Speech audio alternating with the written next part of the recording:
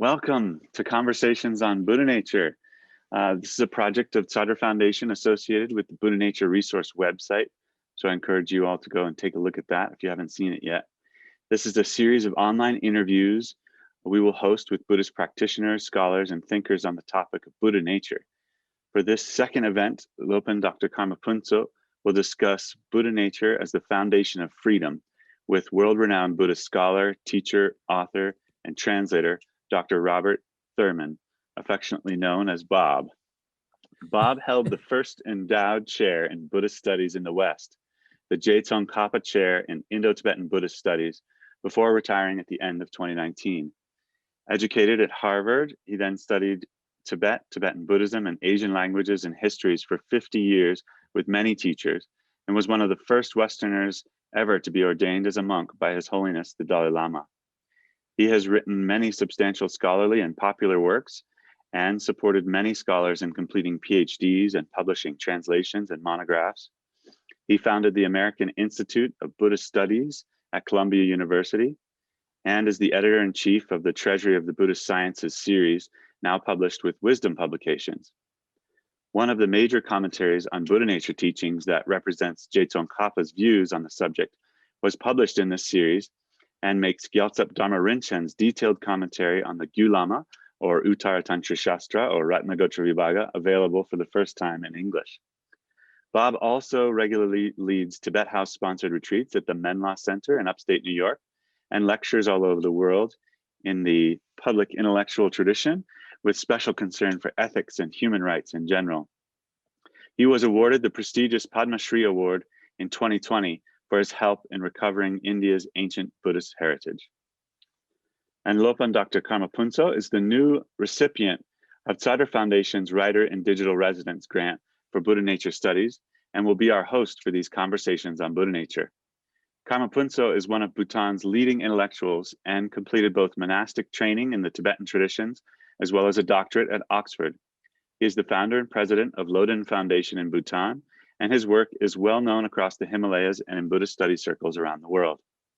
So without further ado, please welcome Dr. Robert Thurman, joining us from New York, and Phuntsho, joining us from Thimphu in Bhutan. Thank you, Marcus. Thank you. Kamala, Kuzuzambola. Oh, I can't hear you. You're muted still, Kamala. You're muted. Yeah, unmute. Okay. Oh, there you are. So Kuzuzangpo from Thimphu. Kuzuzambo. And before we get into the conversations, let's spend a brief moment bringing our awareness to where we are and cultivate the right intention. Okay. All right. Oh, to meditate for a minute. Okay.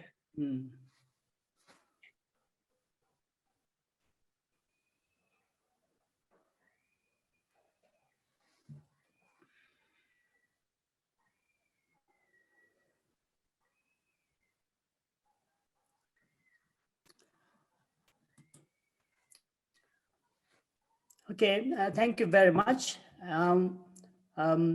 Gisela or Bob, I often call you. Welcome to the Conversations on Buddha Nature. It's a great honor for us to have you. Through these conversations, it's our hope to develop a space for exchanging views, insights, and experiences on Buddha nature and related topics. Yes. And I often say this is a forum where we try to practice right speech, mindful listening, and wholesome exploration of meaning in life and existence as a whole. So Right. It's a great honor to have you. It's my honor Talk to to us be with you. and help us promote this ethos of Buddha nature or innate goodness, positive perception. I would like to actually, given your very rich background, being a leading advocate and teacher of Buddhism, particularly of Tibetan Buddhism, with such great stature and influence, I've heard you speak so many times. I've read many works that you have written. I think with your stature, I'm quite actually interested to know when and where you first encountered this concept of Buddha nature and what kind of impression you had, if you can recall. Yes, yes. Well, I think I thought about that question, and I think the first time I did was maybe reading the Lankavatara Sutra, where the Buddha mentions the Buddha nature. And I think that context was the context of reassuring those who had a strong view of self, of the reality of their self, strong belief in that, reassuring them that there was something like that in the Buddha's teaching, even though the Buddha's one of his main teachings was the teaching of selflessness. And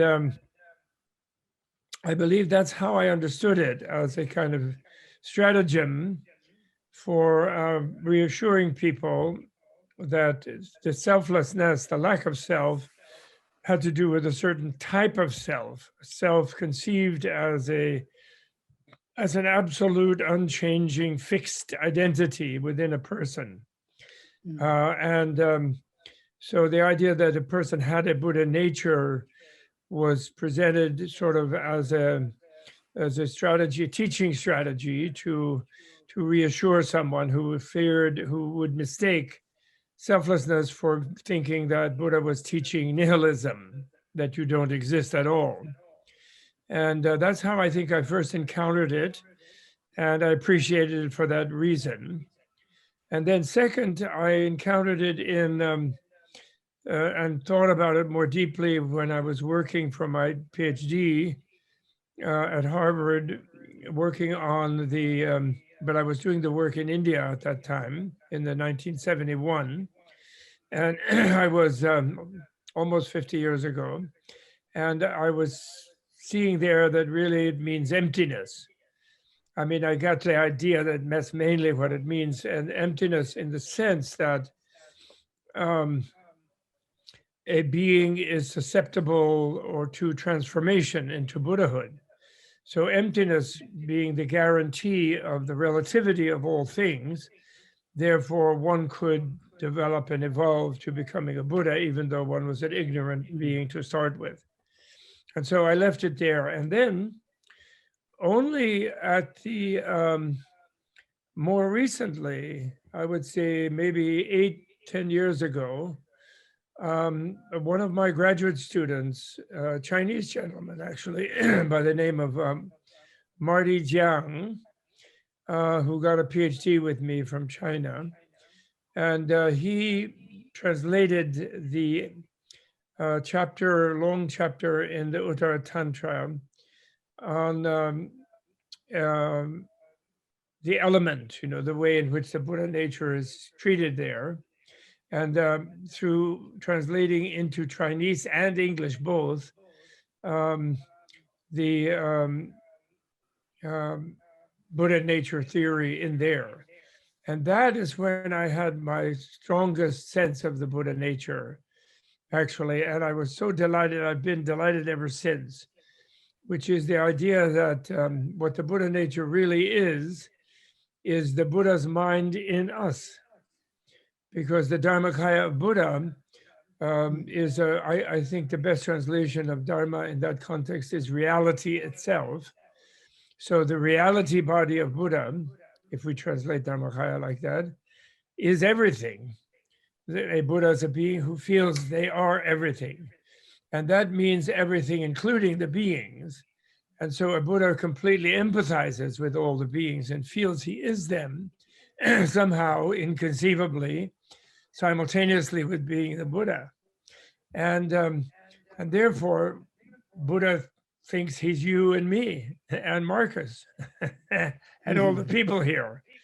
And he's fully aware, therefore, from the inside, so to speak, of all our obscurations and this and that.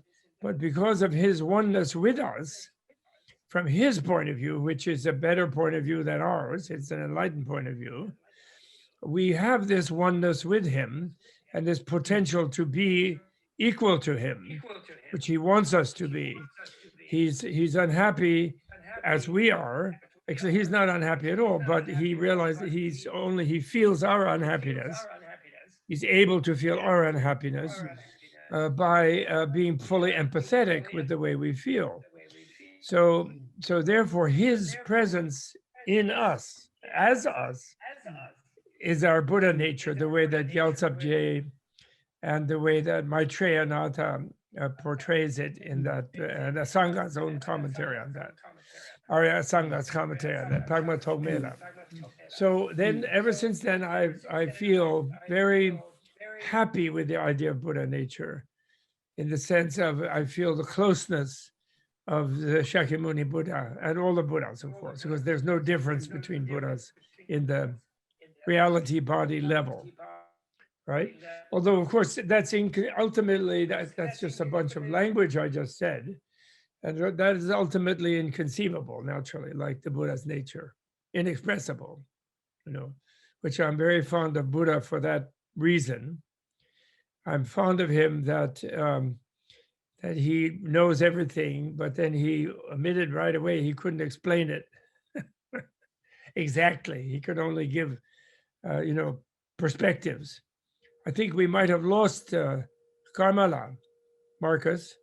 Yeah, he's still there supposedly, but he seems to have disappeared. I see.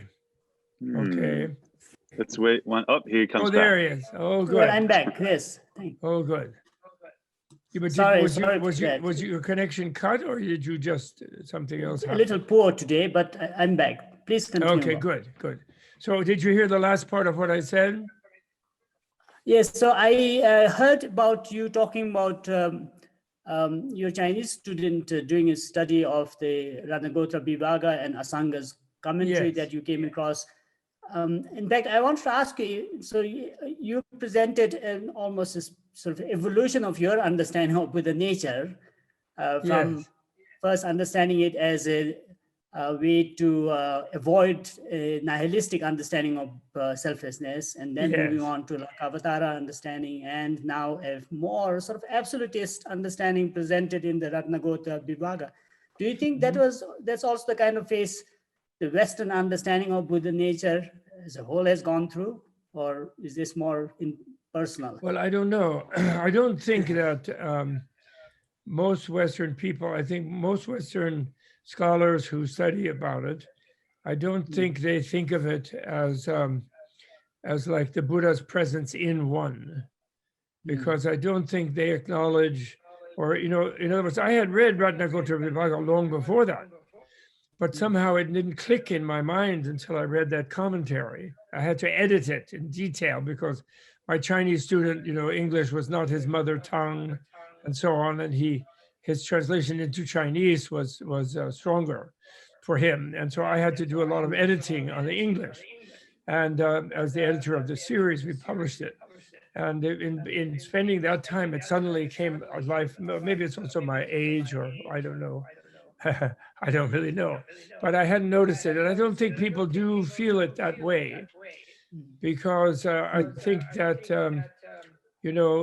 the cataphatic, as we say in English, apophatic and cataphatic, and that kind of terminology from Oxford, the cataphatic approach to Buddhism in general is not that. They don't get into it that much. I think the contemporary people who study it, and they tend to think of Buddhism as sort of skepticism, and they think of Madhyamaka as kind of really almost like nihilistic and so on. It still is the cliche or stereotype, wrong stereotype about Mahayana Buddhism, or Buddhism as a whole in the West, is that it's kind of world negating, life rejecting, world negating, all this kind of terminology they have from Max Weber and others.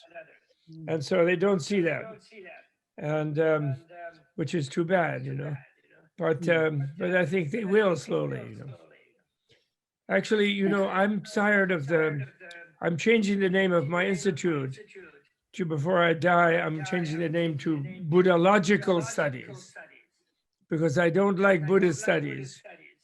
Because I was always uncomfortable with it, because it sounds like Buddhists are doing studies, or else it's the study of Buddhists. It isn't the study of Buddha, because I think the Westerners don't want to admit that the Buddha has a different consciousness than themselves. And I have a joke actually that I make recently to Western Buddhist studies people. I say, you guys know very well that Buddha couldn't have been enlightened. And then they look at me and they say, why do you say that? And I say, well, because Buddha didn't have a PhD from Oxford. So he couldn't have been enlightened. You know, you think of him as a pre-modern person, you know, from a underdeveloped culture. So how could he have been enlightened? You know, in other words, the prejudice of the modern people is like that, I'm afraid. You know? So therefore, Buddhology, I like it. That's not used much in America. But I like the word Buddhology because then the logy part means the study of Buddha, not the study of Buddhists, but the study of Buddha. And that's what our primary study should be, I believe. You know, because Buddha is something different, you know, from ourselves. I couldn't agree more with that, because even for a non-native English speaker and student, Buddhist studies sounds like studying Buddhist rather than Buddhism. That's right. But then, Bob, when you look at the reception of Buddhism in the West, including use of terminologies, and then especially introducing fairly advanced concepts of non-self, of Buddha nature, what has the reception been like in your experience? Because you have lived for much part of that transmission of Buddhism. Well, I think the reception is very good. I think the reception, but it's a strange reception. You know, it took me a long time because, of course, I was born in a family which was nominally Protestant Christian, although they were not very church-going. Although I did go to a Sunday school as a child, because I sang in the choir and this sort of thing. Although I used to argue with the pastor because I didn't believe in the monotheistic creator. And I had never heard, of course, of Buddhism or emptiness, but I used the concept of infinity. It was my favorite concept, and I used that concept to fend off the insistence by the minister that I had to believe something that didn't make sense to me. I didn't agree with that, you know, even as a child. And so I was delighted when I discovered Buddhism. But so therefore, I love Buddhism and Buddha. And the Dalai Lama, you know, His Holiness, my teacher, my second greatest teacher and presently my greatest living teacher, he always insisted that he didn't want to convert anybody to Buddhism. And people who were, of course, people who were born Buddhists, naturally he taught them as Buddhists, but he would always say, every time he gives a lecture in foreign country, he said, anybody who's not a Buddhist, don't ever think I'm trying to make you a Buddhist by whatever I'm teaching you. If whatever I'm teaching gives you something useful to think about, some new understanding, some better way of living, makes you happy or something, that's wonderful. And you can use that within your grandmother's religion. But I want everyone to keep their grandmother's religion so grandma won't be unhappy.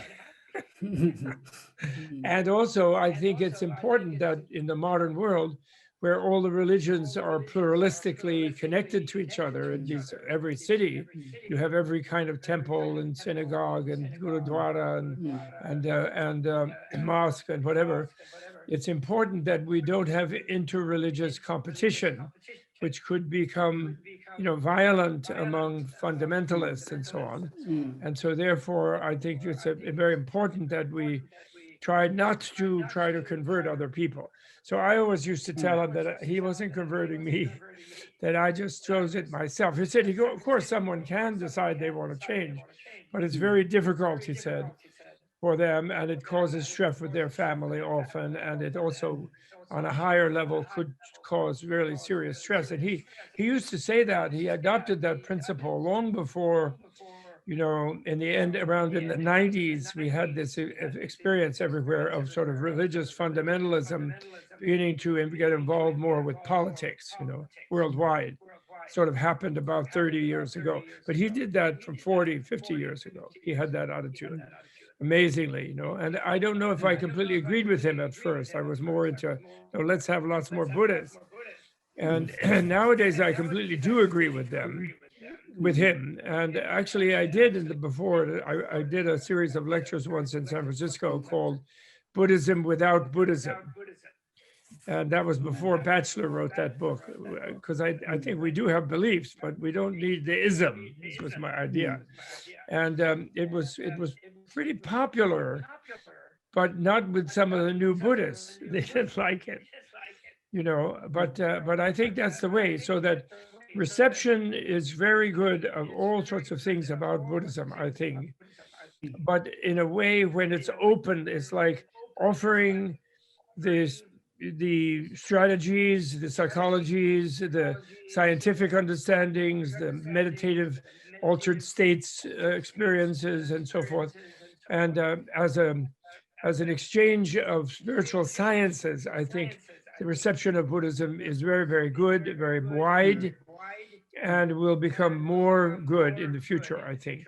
And therefore, it's really important that the non-Buddhist people, like the Christians and the Jews and the Muslims and the Hindus, that they understand that the Buddhists are happy to share things, but they're not trying to grab market share of people away from them.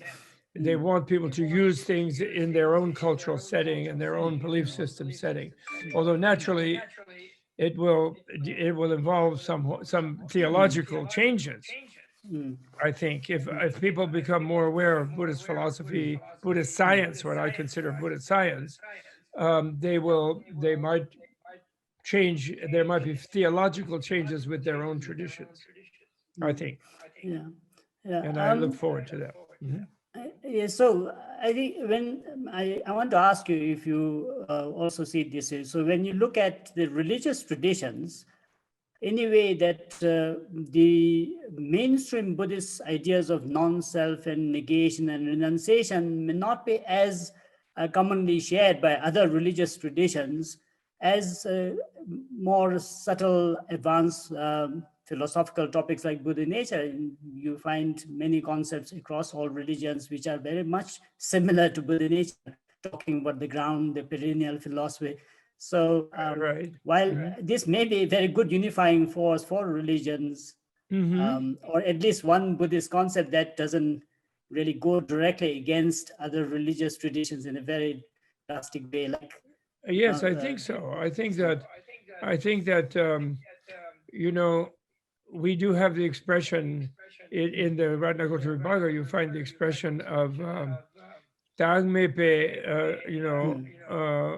Dharnichembo type of thing, or Nairatmya Parama Atma. You find that Parama Atma expression, for example, in dialoguing with Hindus. Vedantin, for example, they have their Parama Atma idea from the Upanishads, but we have the expression in the writings of Asanga and Maitreya and so forth, and even in the Tantras we have the Nairatmya Paramatma, the supreme self of selflessness. And so there's a way of understanding that is really not in conflict, or even the idea of the soul. For example, there's another phenomenon in what Tibet's gift, the great gift of Tibetan Buddhism to world Buddhism as well as the world, I think. One of the great gifts is the more wide spread of tantric, what was previously esoteric knowledge, and the sharing of tantric wisdom with the world, sort of not totally formally, in other words, for initiation and high level, sort of cultic practice. There's no intention to make that widely popular, but as a blessing, or with a sort of general notion of what it is, that there is this idea of the Mishikpi Tigle, that the Tantra's beautiful, what I call Tantric Abhidharma. We don't have that expression in Tibetan, but Sangaki Gumbidzu, sort of, in Tibetan we don't say that.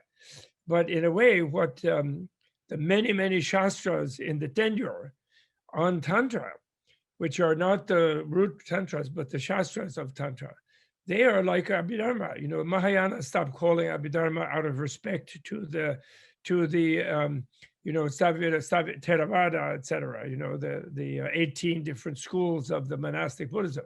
So they stopped using the word like Abhidharma, so to leave it for their Abhidharma. But still, except Asanga wrote the one Mahayana Abhidharma. But so we don't really use Mahayana Abhidharma that much. And then Sangagi, it's a strange expression in Tibetan language, or even in Sanskrit. But it is what that is, actually. In other words, it's the scientific organization of the theories and the science and the experiences and the methodologies of the esoteric advanced meditations.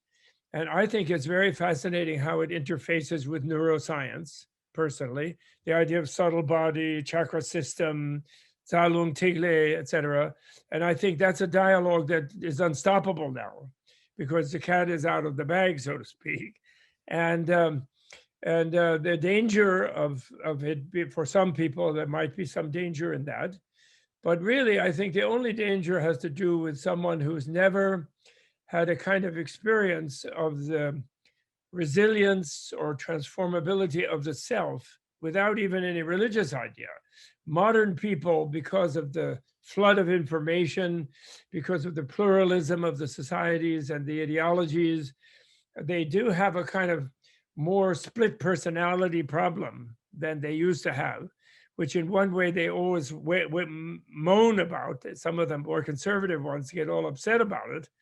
But on the other hand, it's also a kind of experience of the transformability and the changeability of the self, that a strong self is resilient to change rather than is a fixed thing. So therefore, if they already have some erosion of the fixed self ideologies in the modern period, the danger of the, Lai Ngarje, the self-identity as a Buddha in the esoteric is much less, I think. You have less danger of them becoming megalomaniacs. It's still a danger, but I consider that the main danger about Tantra is the idea of adopting a new rigidity of the self based on sort of high initiation or some self-image of oneself as a Buddha. And then one becomes a fanatic, But everybody's so shattered in their sense of self in most modern societies already that it's less of a danger, I think, one. And two, then the big danger of Madhyamaka that Nagarjuna warns us about has to do with the danger of people misunderstanding emptiness as nihilism, as nothingness. And that's not a danger anymore because everybody's already bitten by the snake of nihilism, because none of them believe in future life. They don't believe in God. They don't believe in soul already. So they're already bitten by the snake of a misunderstood emptiness, you could say, or existentialism, as you know very well. So that's not a danger either. So somehow our advanced things that were previously advanced, I think I'm responding to your question in that sense, things that were previously very, very kept very, if not completely esoteric, at least hidden for the advanced people. Like your illiterate farmer, you wouldn't have been talking to them about Dagmepa, Dagmenyi, because they're out there. You talk about Jimba, Tsutrim, Tsopa, La Sopa.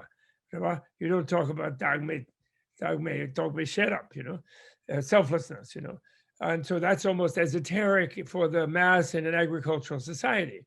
But in an overeducated, nihilistic, materialistic society, they're already ruined from a spiritual point of view, in the sense of no future life, and life is meaningless, and you just get what you can in life and grab it, and then you die and you're nothing, and if you were bad, you have no consequence, etc. That's the general belief already. So shunyata now becomes like a good antidote for nihilism, actually. And I think we have a responsibility to try to share it more widely. So anyway, I don't know if that answers the question, but those are my thoughts on those topics. And therefore, coming back to Buddha nature, that's right. So then, as you know, in like Dzogchen or this type of Mahamudra teachings, and in Tantra philosophy, the idea of the Mishik Bitigle and this kind of soul theory ideas as a practical relational process of dealing with the rebirth, dealing with entering the clear light and the Book of the Dead type of thing. This is already out there, and I think therefore this will be helpful to people. And whether they are thinking, "Oh, this is my soul," and where the clear light is God, this touches within Sufism, within Christian mysticism, within Judaic mysticism, within Hindu mysticism, Vedanta. It touches on their idea of the potential, experience of the divine in the human being, by the human being. And at least most of them have theories like there's a spark of the divine intelligence in the human being. And in the old days, they might have thought of that as a fixated soul. That's like a fixed, rigid identity. And that would have been considered from Buddhist psychology a weakness and a problem for them. But nowadays, they can be pushed more toward the mystical direction by learning about Buddha nature, I think. And at least even if they misunderstand a little bit at first, as they're thinking of it as a fixed soul, in any way, it allows them to have a kind of sense of fellowship with Buddhism. And at least they won't think that Buddhism is sort of denying them their soul essence or something like that, And I was really delighted. I was starting a little bit to use the word for the what I call the Shintutama Gyu, Semki Gyun, Shintutama Gyun, so I was beginning to use soul process for that, S-O-U-L, soul. And then one time in a lecture of His Holiness in the late 80s, I think in the 90s, he said one time, "Oh, I think we can use that word. Why not?"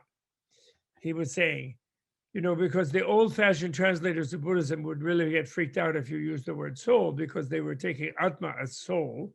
And so Buddhism had to be soulless. And then once you say it's soulless, then the modern religious person thinks of it as nihilistic or materialistic. And then that's the old cliche stereotype about Buddhism, that everything doesn't exist. So the Buddha nature, I'm delighted you are doing this series of conversations on Buddha nature, and Zata is making a big fuss about it, because I think it's very helpful. Its reception will be very helpful, even on a more simple level in the world.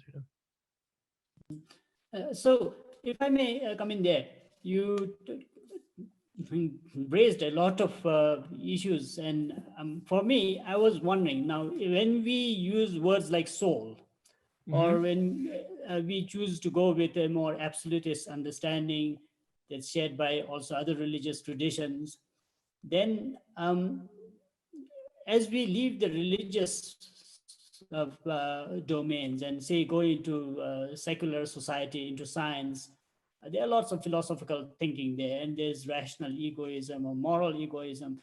Buddhism has been in some ways bringing a non-self antidote to egoism. Yes. Aren't we? Is the Western society not going to sort of fall for Buddha nature as also another sort of cornerstone to build further egoism?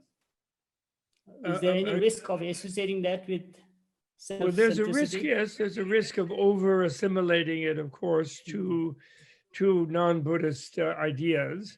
That's always a risk. But in a way, at least for the religious people, if it goes more in the direction that Buddhists are truly spiritual.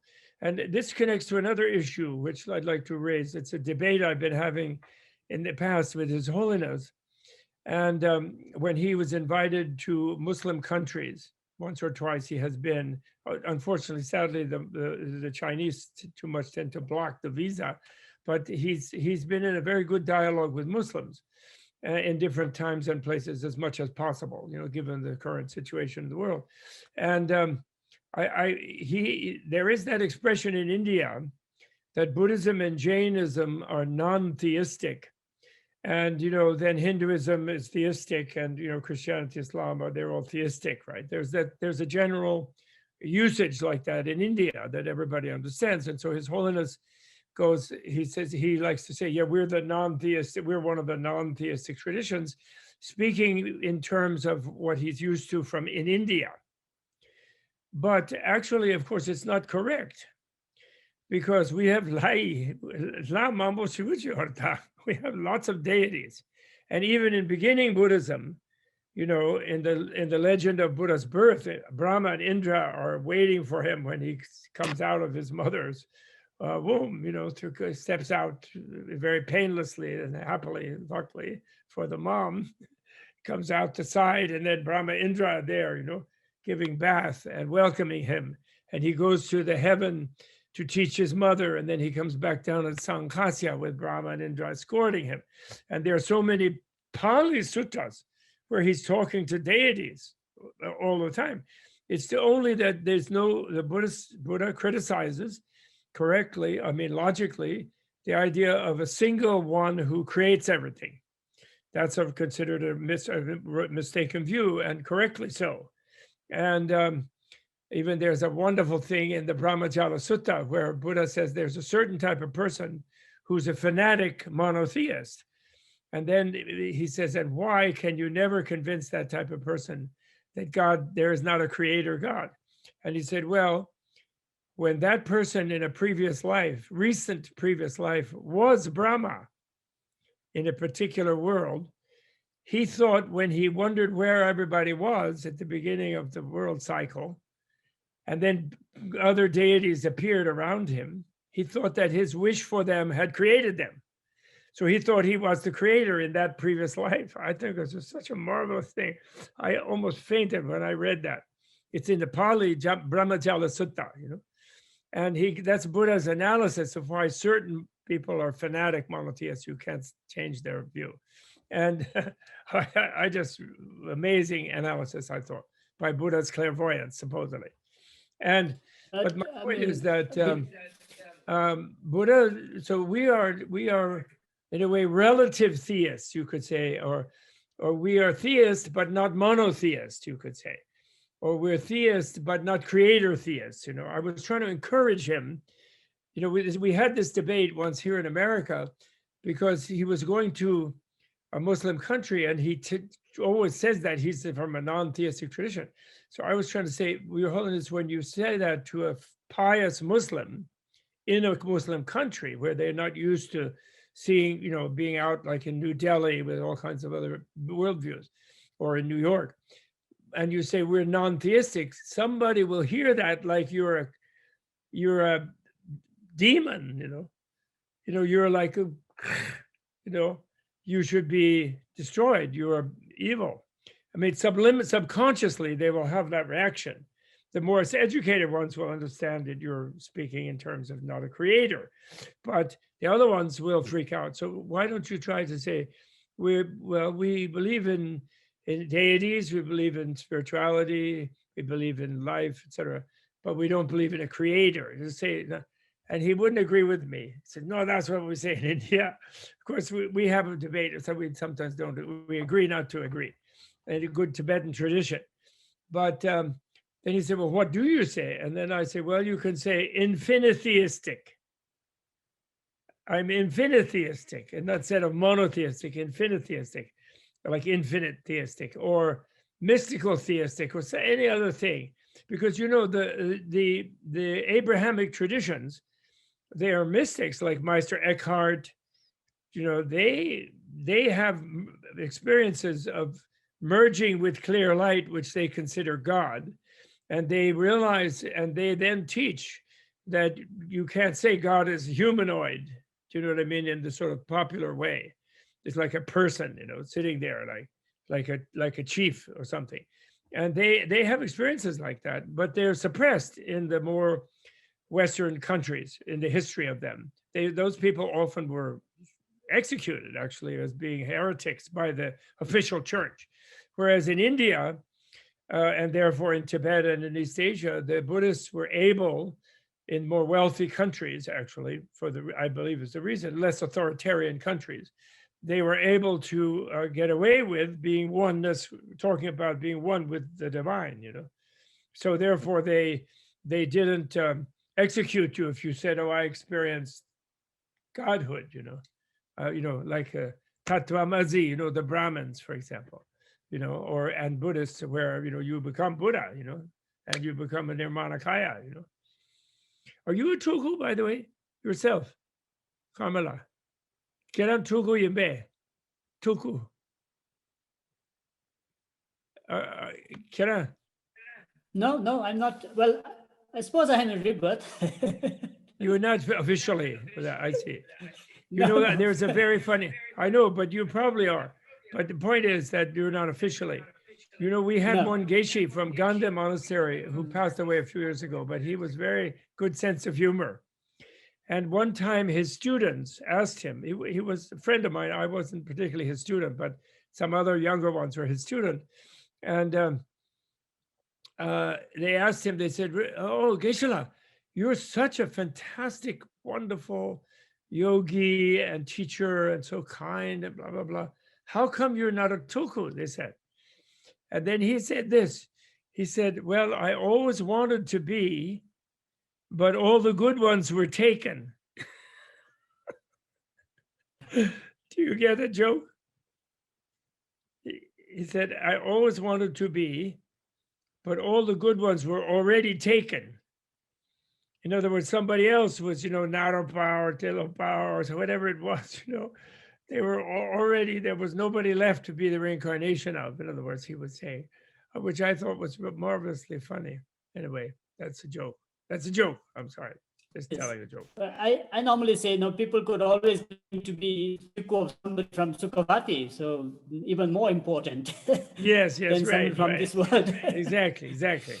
But Bob, going back to Buddha nature, one of the efforts that we are really putting in is also to take Buddha nature as a philosophical concept or as a notion, a practical sort of concept that can be used to promote positive thinking, because we live in a world which is filled with negative bias, wicked world syndrome. There's so much sort of negativity around. And now if you go beyond religion, there is a sort of host of plethora of philosophical positions which are actually counteracting ideas like Buddha nature. So what would be a good sort of strategy or pathways to get into this philosophical I think that dialogue? I understand that. To me, I think the nowadays, the way I understand, first of all, let me say one other thing. And that is that the actual original word, right, is Tathagata Garbha or Sugata Garbha. And the word Garbha in Sanskrit actually means a womb, or it can mean even a fetus in a womb. And then Tibetans translate as Nyingbo, which means essence more than nature. And it's really I think the Buddha nature in English usage comes from Chinese, where they think for Xing, they use the word Xing, which means like nature. And I'm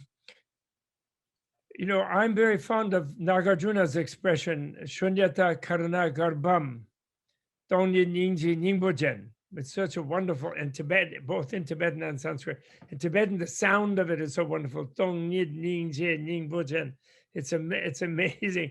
It was like a favorite word of Atisha. Dongyin Nyingji Ningbojen, he used to say. And it comes from Nagarjuna's Ratnavali, of course. So the idea of emptiness, instead of being, because we use a lot for emptiness, the analogy or the metaphor, simile of space.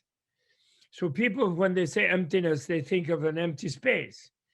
But that, of course, is not correct, because, form is emptiness, emptiness is form, like in the heart surgery.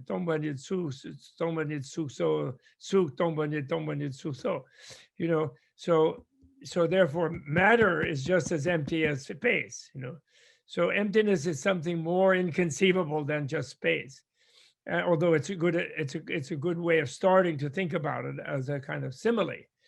But and therefore the idea that shunyata is like a womb, which is like a membrane of nurturing energy, right? Like a womb is where we take our bodies when we're conceived and we attach to the wall of it, and then we get the nurture from the mother's bloodstream through that wall, you know. So it's like an enfolding of beings in something positive that is nurturing and protecting them. And I think that we have to admit that all of the Asian Buddhist cultures were quite male chauvinist, patriarchal. So I don't think they were comfortable with this garba. So don't, you know, deshe bengel. They didn't ever want to translate as deshe bengel or deshe ngel, you know, the like actual word for a womb, because a male, you know, monk, ex-warrior, but new monk, mendicant, doesn't want to have a womb, you know, and they don't mind having a nature, or they don't mind having an essence, but they don't want to have a womb. So I'm just saying, there's a funny thing in the actual original concept by Buddha, you know, where Prajna Paramita, right, is the mother of all Buddhas. So that sort of female imagery, you know, of clear light, you know, and the Vajrayogini kind of ideas are a little bit hidden, I feel, in the concept of Buddha nature. And for me, what Buddha nature is so good about is it enables Buddhists to feel that Buddha's still with them, that Buddha's so close, that Buddha's like right in them or with them or as them. It's even more inconceivable than something in you. It is you, in a way. And, you know, I'm very fond of the Vimalakirti Sutra. As I don't know, did I ever give you a copy of my English version of that? I don't know if I ever did. No, I didn't receive a copy, but I have been reading I will bring it. one next time I come. I promise. I promise I will bring one. I really, you know, I love that sutra. And that sutra makes a very powerful argument about how the Buddha Kshetra, this Buddha, Dakshin, is the planet Earth. You know, this is Sabe. We call it in Tibet, what do we call it? Saba. You know, Saha. You know, Suja, really, to be tolerated, you know, Saha. The Saha universe is this Buddha's, it's where we are now. Shakyamuni is in his thing, and he didn't leave. You know, the idea that his coarse body, he withdrew, of course, in his parinirvana. And then we even wrongly translate parinirvana as final nirvana. But pari doesn't mean final. Yongsu does not mean final. Tama. Yongsu does not mean tama. It just means total. So Buddha is everywhere here as the Dhammakaya. And we are still enfolded in his concern that we get to be Buddhas ourselves as soon as possible. You know, we're very stubbornly not doing it, but he wants us to, you know, and he's there with us. So the idea of what they would call in the Christian Protestant theologians would say, the pantheistic heresy, you know, the idea, the pan-Buddhistic heresy, like everything is Buddha, you know, which is the vision of Lotus Sutra. You know, it is the vision of in a way, it's the vision of Buddha nature. It's really the highest vision of Buddha nature. And in a way, it's what Shentong is getting at, although I don't agree with that way of doing it personally, because I feel it can be kept very logical as long as we're being logical. And to say that the absolute has properties, to me, is illogical, because it defies the meaning of the term absolute. And the whole thing of emptiness is the confirmation of the absoluteness of relativity, if you will, which is, of course, a paradoxical, contradictory statement. But nevertheless, that means when logic takes you to the brink of where, you know, you have to recognize that no verbal expression can possibly express what reality is anyway. So then you just drop out. But up until then, that there should not be illogic up until that brink. You know, I'm very strong about that. Anyway, I agree with Jadam about that one.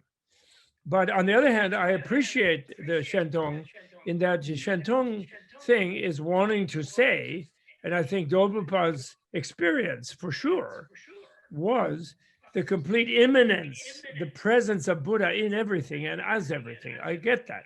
I do get it, and I admire that. I feel he gets that from his Kala Chakra vision, vision of coming out of the stupa, the great stupa of that he made, the great Kala Chakra stupa that he built, right? And I feel that's wonderful. I do. But when it's presented as a philosophical logic, I cannot. I will always debate that. That's all. But I love it for the feeling.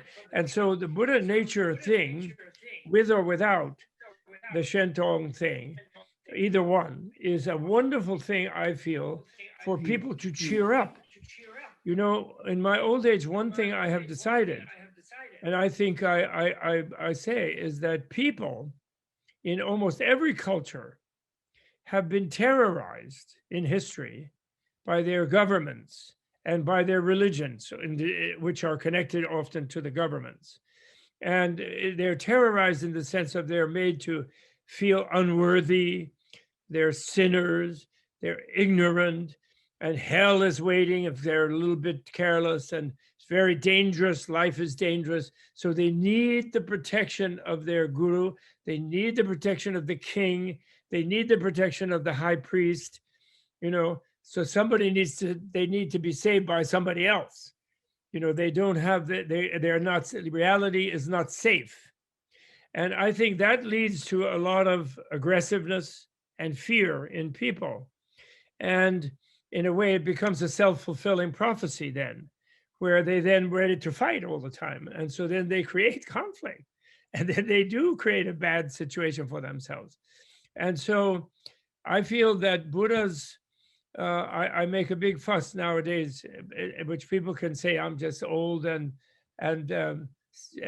sentimental. They can say that, but I make a big fuss that even in the Four Noble Truths, in a way, you could say he is teaching the closeness of Buddha to people in his third noble truth, because the only one that is really real is the third one.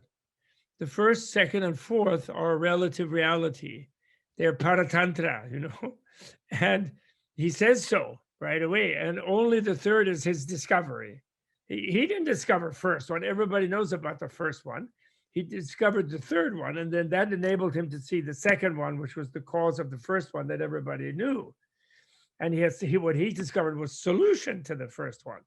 So the freeing people from fear is what he's trying to do, in other words. And so that's why I like Shentong for its effort to free people from fear, the idea that there's goodness in ultimate reality. Even when they say it's almost like a relational thing, in a way, never mind, fine, no problem. If it cheers people up, because I just think people should be cheered up. And there's a way that Buddhists can use the First Noble Truth on themselves and on others as a kind of a little bit to frighten people, and get them. And in a way, sometimes you have to, like a bandit or a robber, you have to kind of get them to be worried. If they keep behaving badly, they'll have a bad result. So you have to be a little cautionary to them. So there's a purpose for it, I understand, sometimes. But ultimately, I think the human being is ready for being cheered up. It's what Shakyamuni discovered. And I want to honor that, So that's Buddha nature. Therefore, I was so delighted when you honored me by inviting me to speak to you about this topic, because that's my main thing nowadays is Third Noble Truth. Although I don't claim I attained that at all. I'm still wishing for it, and I hope to attain it one of these days. In fact, I feel confident I will, but maybe not in this life, maybe in the future life. That's wonderful to hear, Bob, that you're confident that you will realize the Third Noble Truth. Can you hear me? Yes, I think. No, this is a fantastic sort of remark as a closing, because the theme we chose today was Buddha nature as a foundation of freedom. Mm-hmm. And here you are very clearly elucidating how our own Buddha nature, the divine in us, is actually the base for liberation and freedom. And I must say, I got that message also from your fantastic translation of the Vimalakirti Nirdesha Sutra, which I've been reading, although I didn't get a copy from you. I've Of course, you enjoyed could it read it in enormously. Tibetan. It's a fabulous translation. Thank you very much for that. Yes, And I yes. Well, think I'll ask you one. Yes. I would like to ask you one last question before we take the questions from the audience who joined us. I want to ask you if you do anything specific as a practice, not necessarily a religious practice, but a spiritual practice to put. Well, Buddha yes, I nature try to, sure. in- I tried to do this, Jay Rinpoche wrote this thing, Denzok, Rimni Denzok or something. I forgot now that I'm forgetting the title. That's of my age, But, where you practice Kerim and Dzogrim together in a session. And of course, I'm just playing at it. I even have retreats with students who have initiation. I never give initiation. I don't feel competent to do that. And I'm not anybody's guru, but I'm a Kalyana Mitra, Gewa Shenik. I'm not actually officially a Geshe. In Bhutan, people very generously call me Geshe-la, they do.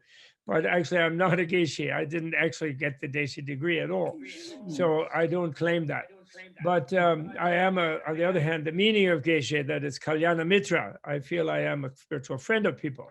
But when I do, I say we are like children who have a little dollhouse, and then they play house, and they serve tea in a little tiny cup, and they do like it. So when we try to visualize the mandala of Guya Samaj or something, we're like children playing house, just in order to get something, to realize this marvelous, magnificent tradition with its fantastic teachings, not to claim that we're doing some big practice, because we're probably not capable. We're just really deepening our idea of emptiness and our idea of compassion and our feeling of compassion, but we don't pretend we can really do this. But on the other hand, we play at it.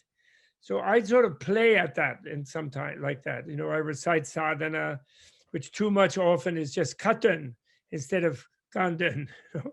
I just reread it, and I try to do Kyabche Rinpoche, who was my second greatest teacher. He insisted that I should always do it in Tibetan. Even if I translated anything, I should still recite it myself in Tibetan. He insisted. He was very firm about it. And so I do, but I will glance maybe sometimes at the translation or share it with someone else, but I will read it in Tibetan. And so I do that. And then I even, try to do a little yoga. And actually, there's a great new thing, Karma Rinpoche. I want to call you Rinpoche anyway, and I'm calling you Rinpoche, Karma Rinpoche. So there's a great new thing, Rinpoche, which is you are Rinpoche to me. And that is that Hatha Yoga, which is so popular, and its best way is taught where they don't lay too much heavily Hinduism on top of it. They teach it as a discipline to understand your body, and even they get into subtle body. But it seems that Hatha Yoga comes from Vajrayana, actually. And in between, in the early second millennium, Common Era millennium, they kind of changed Vajrasattva to Shiva a little bit. Sanderson, you must have known Sanderson well since you were at Oxford. I met him only once, but I never debated him. I let him have his theory, fine, no problem. I refused to do that. But, he thinks it all came from Shiva, but it turns out it may be the other way around, but it doesn't matter, because at the high level, it doesn't matter. As you know, we've considered Shiva emanation of Chenrezig. So they don't yet they think Vishnu can be Buddha, but they didn't have an idea of Shiva like that. But Shiva's just a yogi, he's a hippie. Shiva's the hippie god, from before the avant la lettre, So anyway, I'm just saying that those yogis are kind of doing some aspects of Trukor, for Dzogrim Trukor. And they really are doing that. And they don't necessarily have the idea about the openness of self. They a little bit from Vedanta they do, but some of them don't. So I think it's a very fruitful interconnection to do in a responsible, careful way. And I try to do something like Dumo, like some kind of yogas and thinking about this chakra and that chakra. So I try, but I consider it play. I don't consider I'm competent to really do it. And of course, I haven't had a result other than a little flash of a feeling about clear light must be there, and this Nang Che Topsum, Nang Che Ner Topsum. I have a strong sense that's there, like Book of the Dead thing, and also Dzogrim. That's all in Dzogrim as well, as you know. And I'm trying to work on this Gyulu, and also the Tongsuk of the Kala Chakra. I'm trying to understand that stuff. I really love it. And Dzogchen and Chagchen, all of that too as well.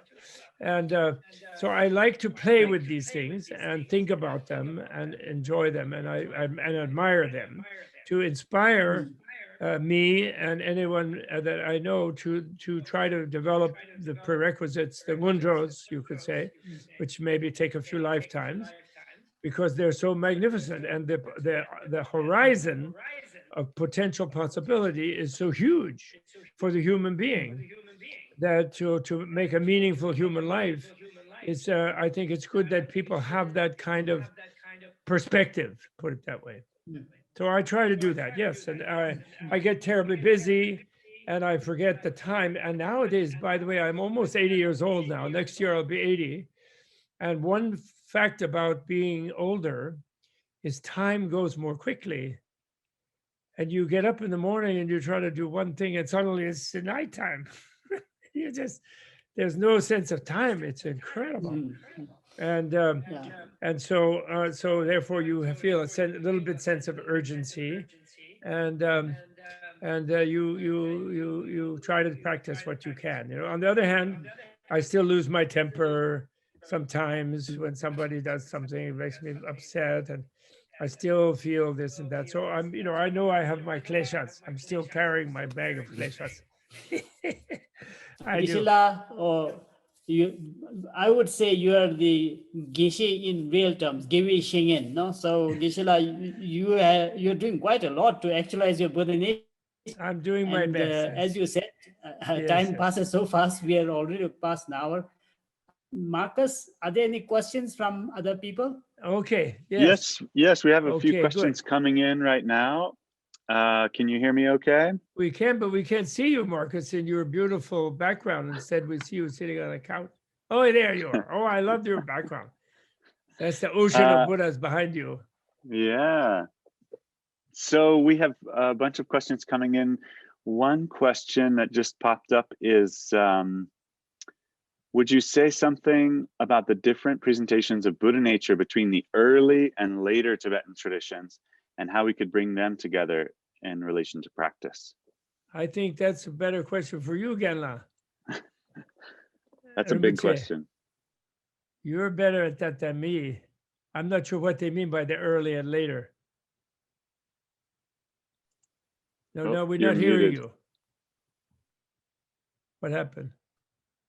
I think you have to give us the honor. Would be willing. I can chip in. What's that? Are they referring to Shentong and Rangtong sort of thing? I'm not sure. Yeah.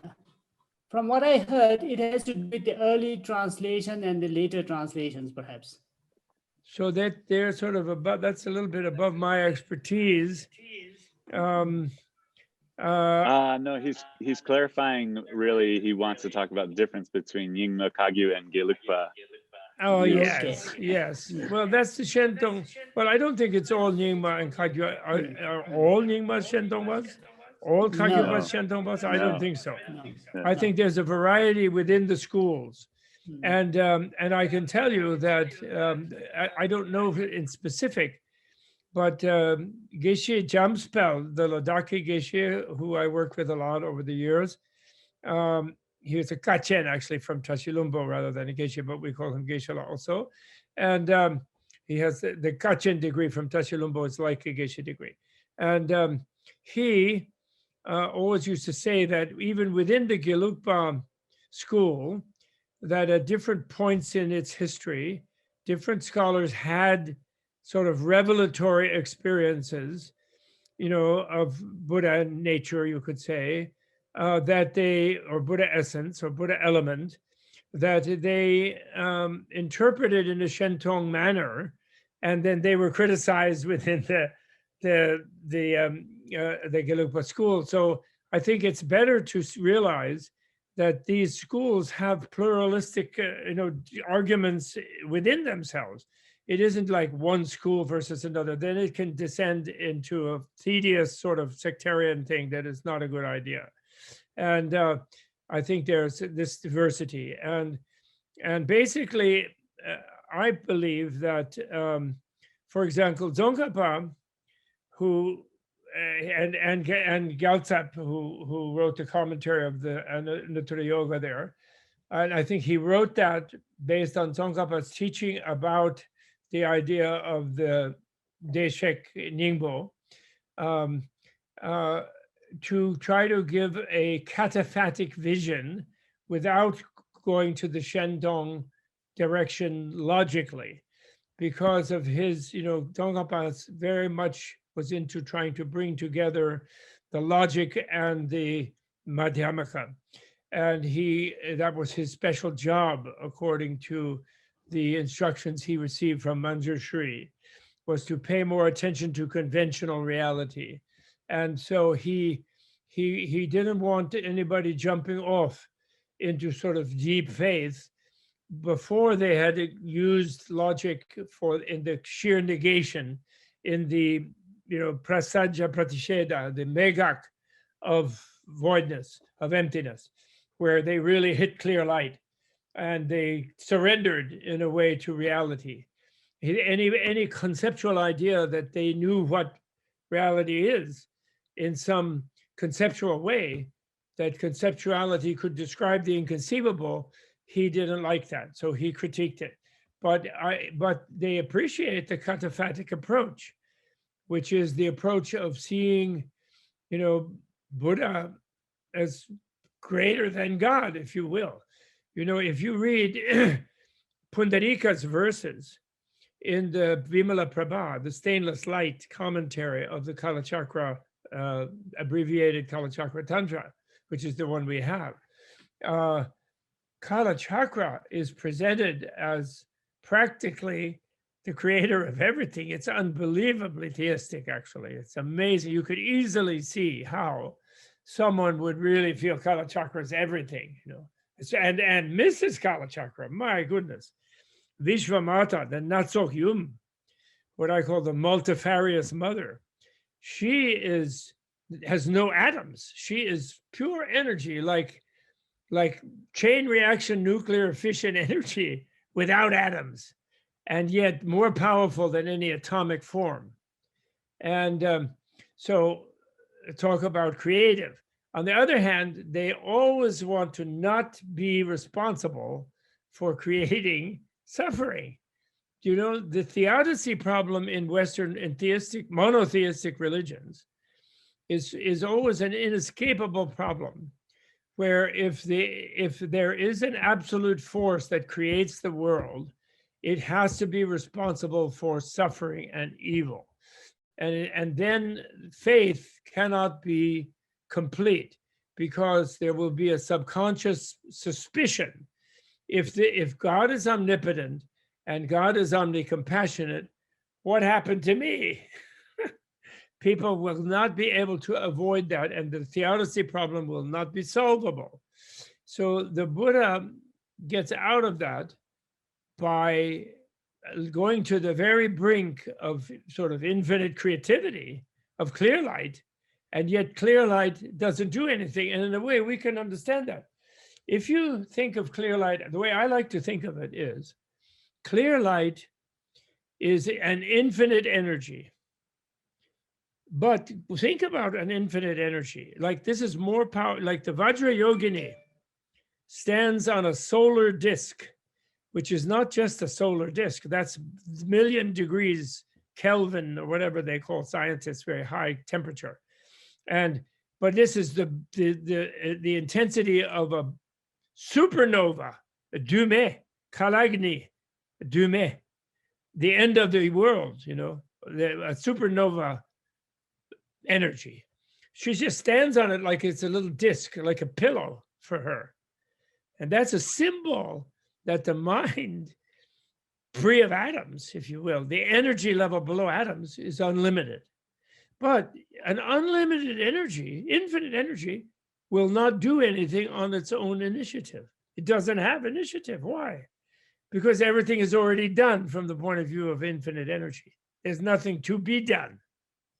So therefore, people can draw themselves from the well of infinite energy, people who need to do something, but some being that needs to do something. And maybe Buddha's compassion needs to help beings so they can shape forms like Nirvana Kayas out of this infinite energy, as many as they want, infinite number of saviors they can send out. That's Shenesik, you know, Dharma. But the point is that the infinite energy itself doesn't do anything. So this is the same thing you have, the idea of Lundrup, Tunjitruba, of Buddha's Trinle as being effortless and spontaneous and et cetera, in other words, not an effort. Anabhisamskara, you know, dumache. So in that area, as the great, what was his name? Dakchen Rinpoche, not Dakchen Rinpoche, the other one who lived in Seattle, the great Sakyapa. And someone asked him about older Shentong and Rangtong. He said, his answer was, what's his name? A wonderful Lama. Oh, Deshung Rinpoche. Dejung Rinpoche. Deshung, that's right, Deshung Rinpoche. He said, oh, what do I think about it? Here's what I think about it. Shentong la jiao su xiu, Rangtong la jiao su xiu. And I like to think that's my attitude as well. And that's I think that's Rinpoche's attitude, because he defended Kala Chakra. You have to remember, his Sakya teacher, Rendawa, said he was nervous about Kala Chakra. What is this Tong Suk? We don't like Tong Suk. You know, we're not empty void body or void image or void, you know, no atoms body. We're not worried about that, etc. He had 14 different points he worried about Kala Chakra. And Jain Rinpoche loved Kala Chakra. And he respects Kala Chakra lineage from Jonang.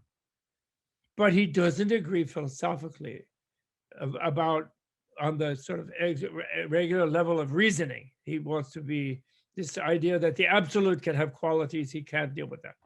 So, but he respects completely. He also shows to the feeling of the complete immanence of the absolute love, wisdom, shunyata karuna garbham, voidness, the womb of compassion.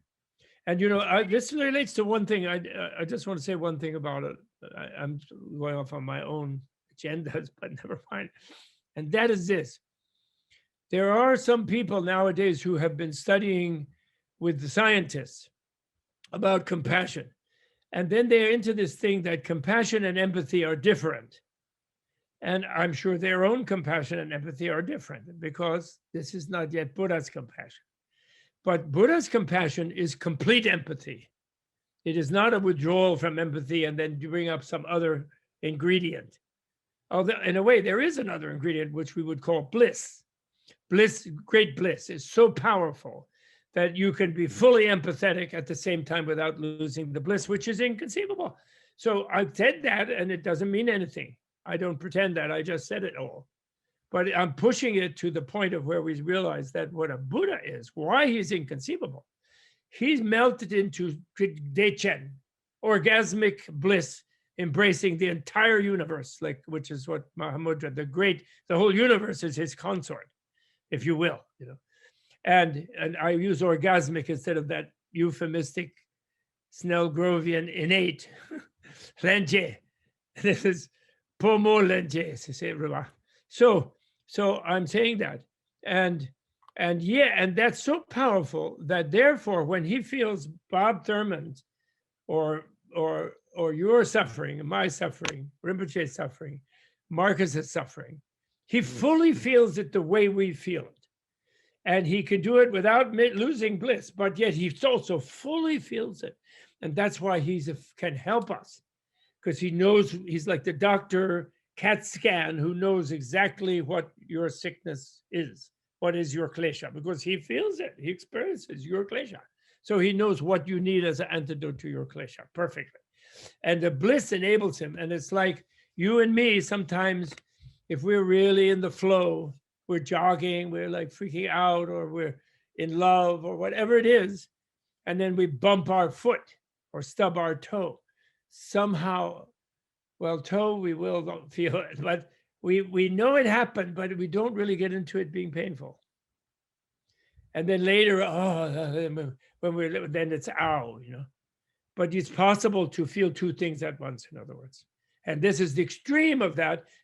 When the extreme of that means inconceivability of that. So we can't settle Shentong, Rangtong. You can't settle either one.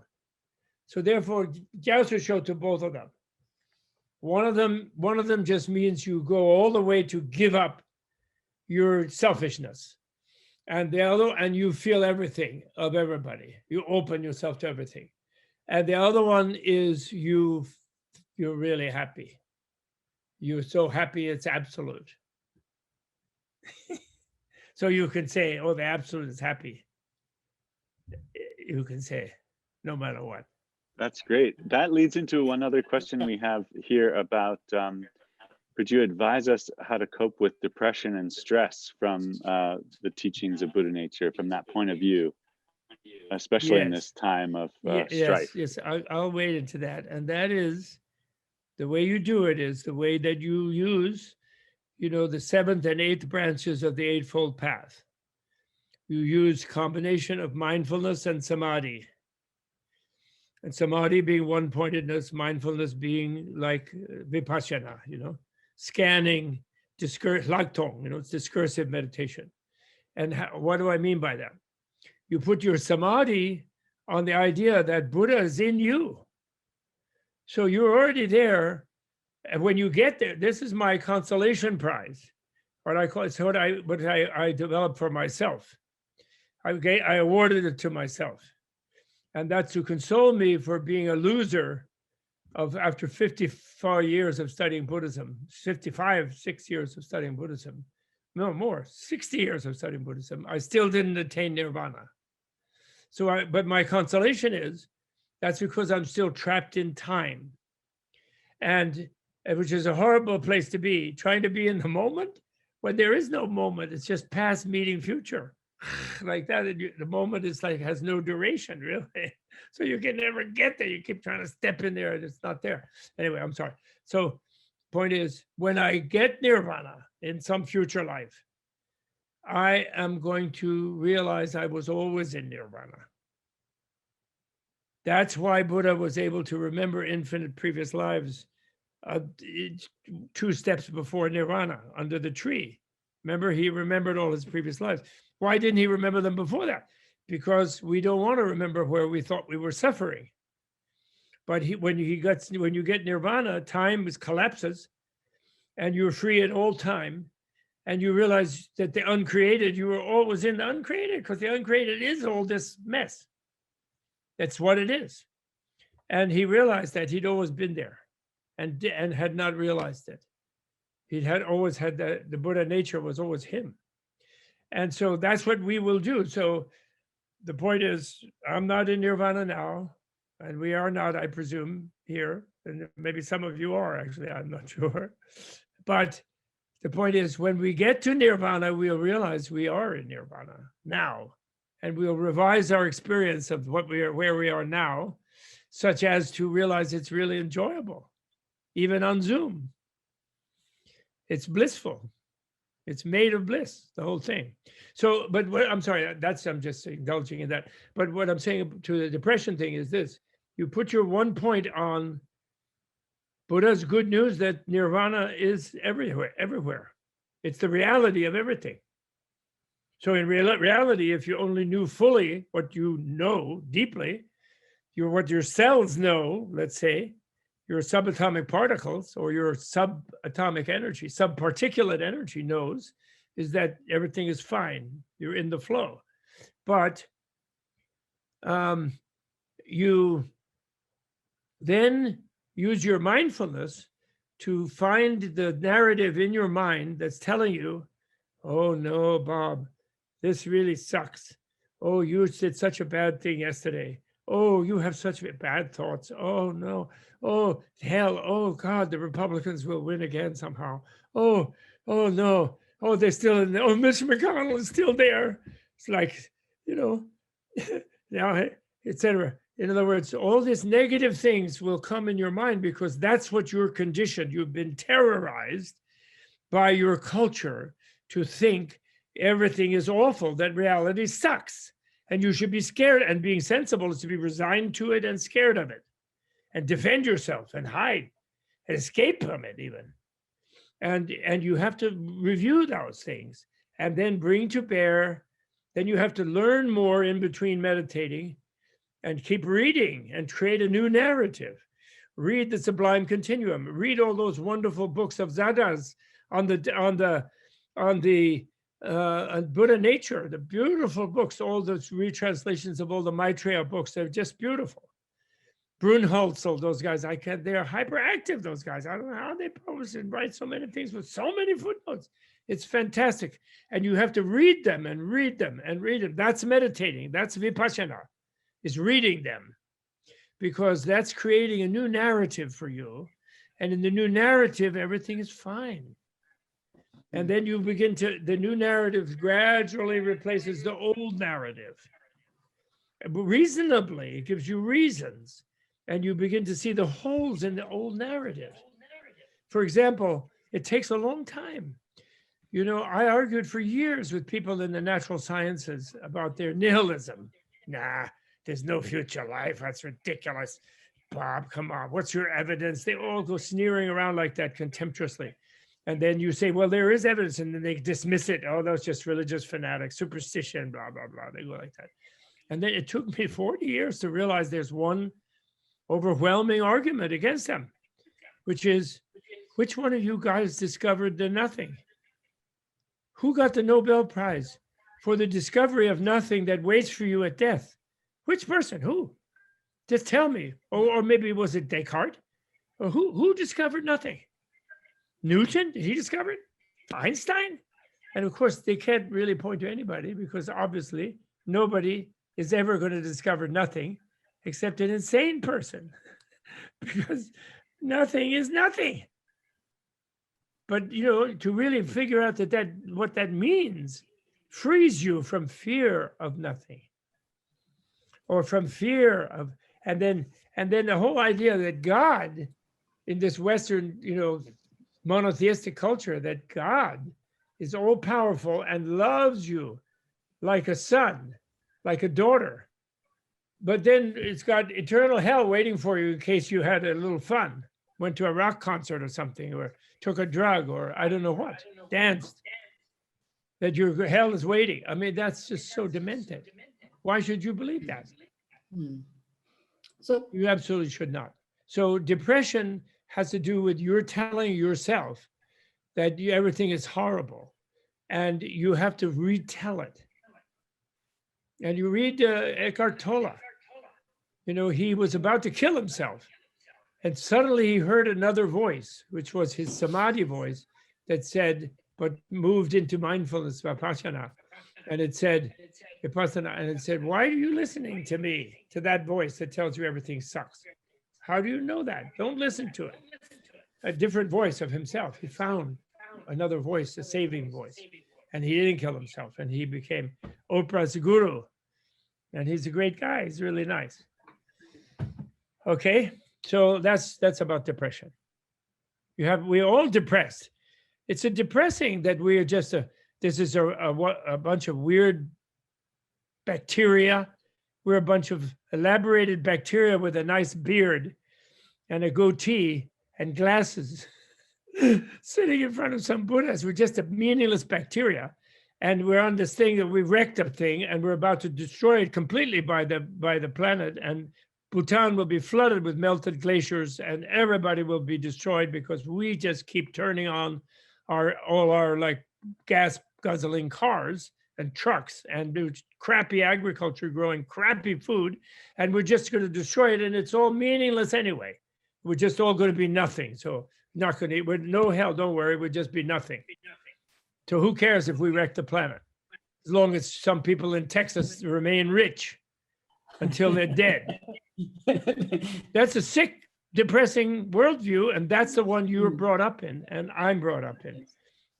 Geshe-la Rinpoche is not brought up in that. He is brought up in a more positive culture. And but he learned, he knows about us. He went to Oxford, he saw us, and he's compassionate about us. So he talks to us about Buddha nature. Yes, Bob, relatively speaking, we are slightly better off here with the environment and with politics and whatnot. But I think you basically touched the last question I wanted to ask you. But before I ask that, I actually want to chip in a little bit to the last two questions as well. As Bob, you pointed out, we have to appreciate plurality even within Tibetan Buddhist traditions themselves. And I think the understanding of Buddha nature is also very nuanced, that we cannot use a broad brush, say Gelugpas, Rangtongpas, Nyingmapas, or Kajupas, or Shentong. I think there are Good. We agree. Interpretations within the schools.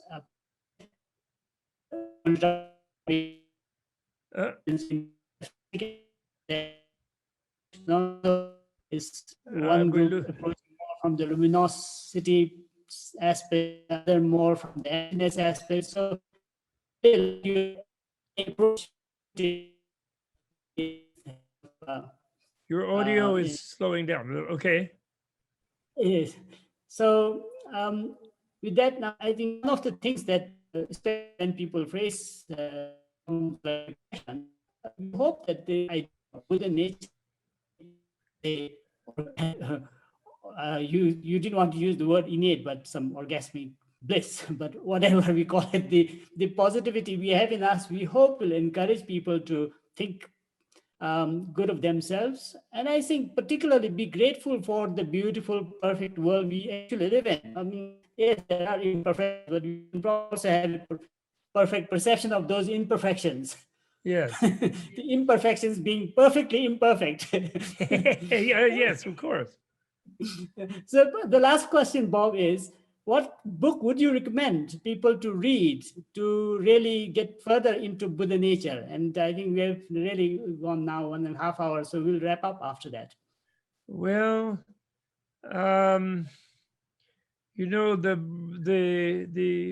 books, I would recommend your Tatra books. You know, Brunholzl has his own translation, I think, of the Sublime Continuum, or the Uttara Tantra, whatever he called it. I forget. I have it over there, but I forgot. But I think I have it. Yeah. So any of the Maitreya books, there's the Mahayana Sutra Alankara, there's the Uttara Tantra. Those two, I think, most, the Dharma Dharmata and the Madhyanta Vibhaga are not so key.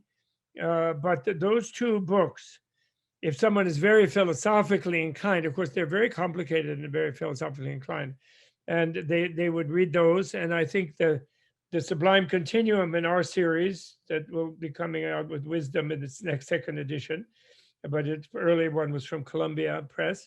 And then there's the Mahayana Sutra Alankara. We have a Mahayana Sutra Alankara version also. And so I would compare several versions and read them all.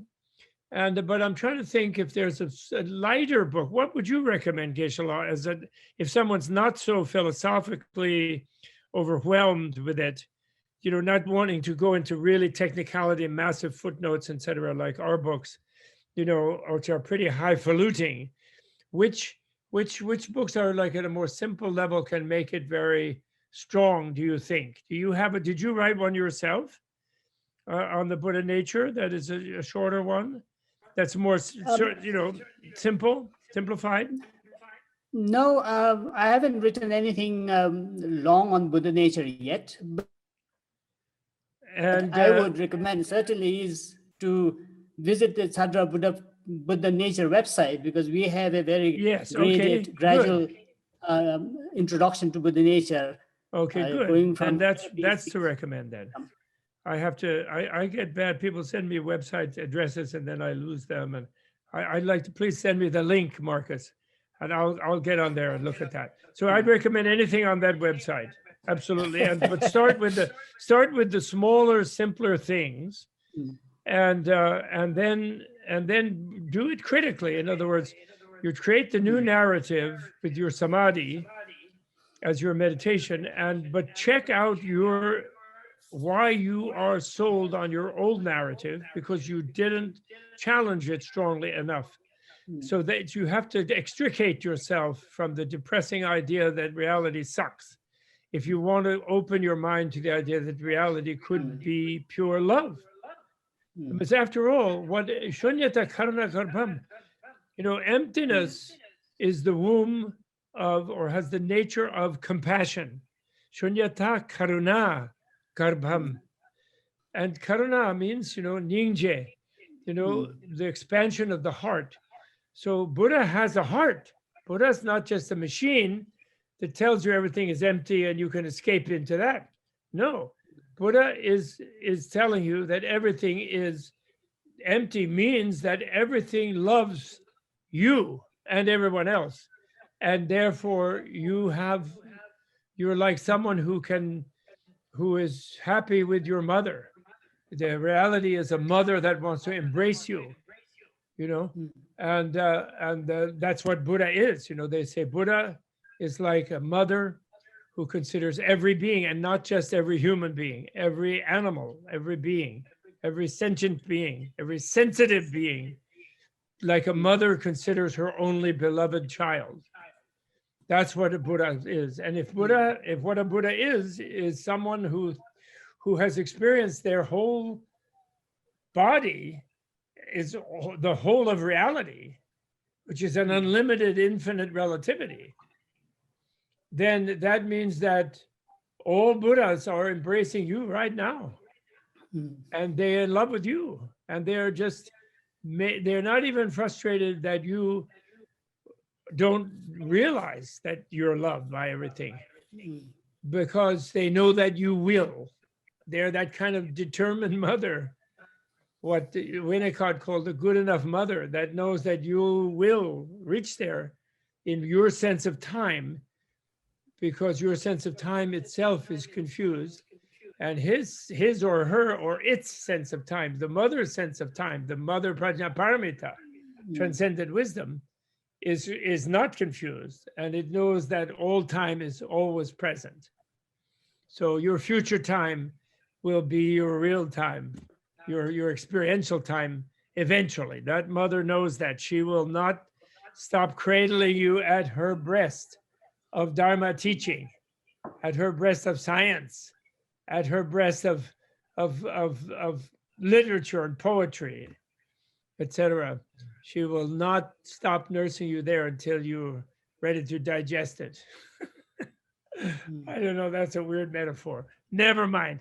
All the best, okay? But that's a beautiful way to end this session. So let us sort of dedicate our merits. Let's wish that this conversation and whatever good we are doing and will do in the future bring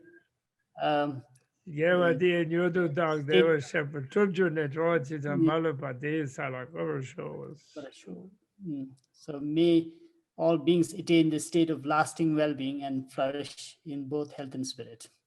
And Geshe-la, Bob, thank you very, very much for joining us today. Thank you very much. Everyone who has joined us from all over the world. Thank you, and good night from Bhutan.